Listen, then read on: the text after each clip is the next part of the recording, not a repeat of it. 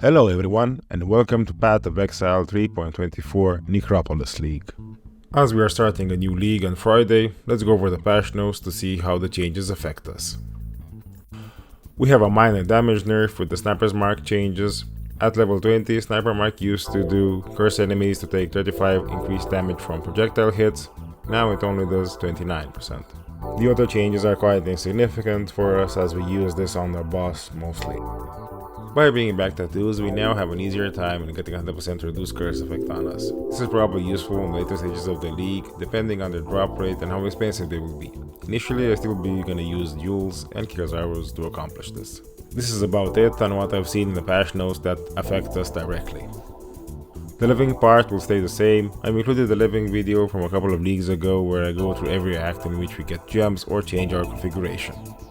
There is a little bit of a setup before we start our Templar. We need 2 gems from Ranger to make our leveling easier. Sniper's Mark and Pierce support. To get these we'll need to complete the first 2 quests after getting to town, breaking some eggs and Mercy Mission.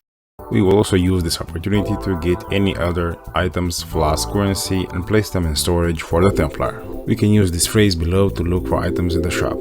This will be available in the description. Act 1. For the first act we will use the following gems and links. Our main links will be Spark, Pierce and added lightning. Our secondary will be Holy Flame Totem and added lightning. For movement and buffs we'll use Frost Blink, Arcane Surge and Flame Wall. For auras we'll use Clarity, for curses Sniper's Mark, and our guard skill will be Steel Skin. We pick up and level 3 gems in our offhand: Freezing Pulse, Ice Spear and Spell Totem. While leveling we use the same code to search for items. Every time we enter the base till we get our main links sorted. Act 1 rewards and tips.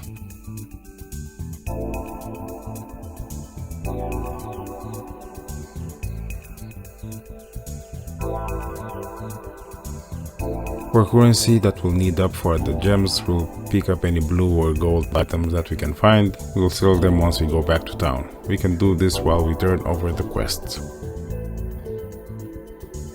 Act 2. For the links and gems in Act 2, there are some minor changes. We take out the Holy Flame Totem and add Spell Totem with Wave of Conviction, and for the auras we add Herald of Thunder.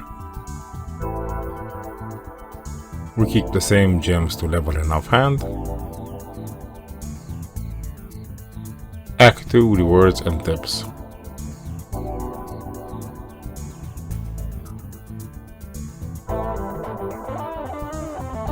Act 3. Act 3 gems and links.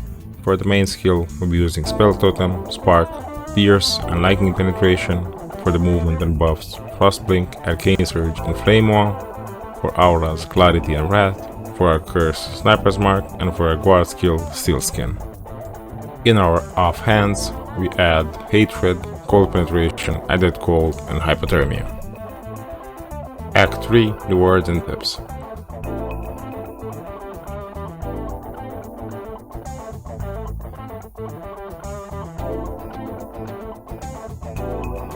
Act 4. Act 4 gems and links. We change our main skill to use Spell Totem, Spark, Pierce and Lightning Penetration. Movement and buffs remain the same. Auras have Clarity and Wrath. Curse the same, the guard skill the same. One thing that we add is the Curse from Damage Taken setup, which Curse from Damage Taken and Lightning Golem. Gems in the offhand remain the same. Act 4 rewards and tips. Act 6. Links and gems for Act 6. As an addition from Act 4, we have a Blessing setup, Eternal Blessing and Wrath, and for additional damage we have Tornado. In the offhand we level the same gems. There are 2 POBs in the description, one with a leveling guide with different trees, skills and items, other one with a high amount of damage used for boss killing. If we take a look at the leveling POB, we can see that the tree is split so we can follow from level 1 until the end game. Each of the skills, there are 3 skill sets that are used depending on which items we have acquired. The 4 notable items are Soul Mantle Kikazaru's and Anathema with Annihilating Light. The same is true for the items with the same corresponding item sets. This is quite easy to navigate as we have to choose the specific sets for each category we found ourselves. For example, in the beginning we'll use the League start before Soul Mantle in each of the categories. If you watch the leveling part of the video, you already know which skills we use before switching to Ice Spears. Going to the items. In regards to weapons, either if you use scepters like I use or wands, we want the same prefixes and suffixes. Flat, added damage to spells, increase spell damage, and increase elemental damage, in the order of importance. The rest of the items in the beginnings, we care about sockets, resistances, and life. In regards to the boots, the higher movement speed, the better. That's it for the basics. If you switch to Soul Mantle, be sure you have 100% reduced curse effect on you. We achieve this either through having 2 Kikazaru rings or jewels with the same option, or a combination of the two. Usually I start with 2 Kikazarus, then replace one of them when I have at least 2 jewels with a total of 40% reduced curse effect. Remember that the Soul Mantle doesn't have to be 6-link, usually I get a 4-link one in the beginning. The following unique at this point would be Alaviaga's Spirit Mana Floss, so we can spam our Totems as freely as we want. After this I will get the Self-Flagellation Radiant Jewel. The roll doesn't matter that much at this point in the build, so don't try to buy a perfect roll as they usually are expensive. Then I usually go for a Hit Shiver Helmet. After this I will get Annihilating Light, just to make sure you have enough resistances as the staff eats up a lot of them. The same principle applies. I don't get a 6-link Annihilating Light, just one with enough sockets to have my gems in it. Next would be some cheap cluster jewels to get some more damage to advance through maps. Usually a medium cluster jewel with C+ entries is a good pick, and a wide one that says Echo. These don't have to be in the same cluster jewel as these are usually expensive.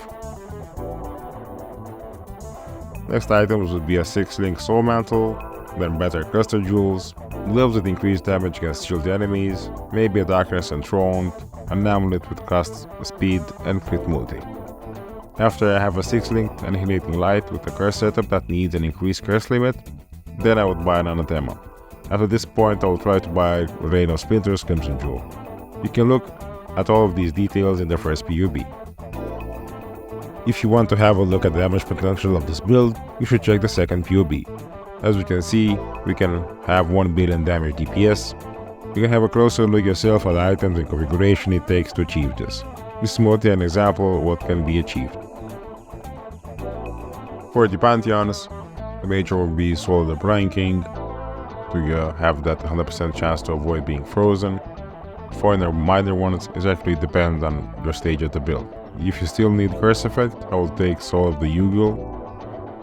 If you're done with that and you want to farm the Searing Exarch, for example, you would take Soul of the Aberrat to be unaffected by Burning Ground. Thank you for your support and have a good one!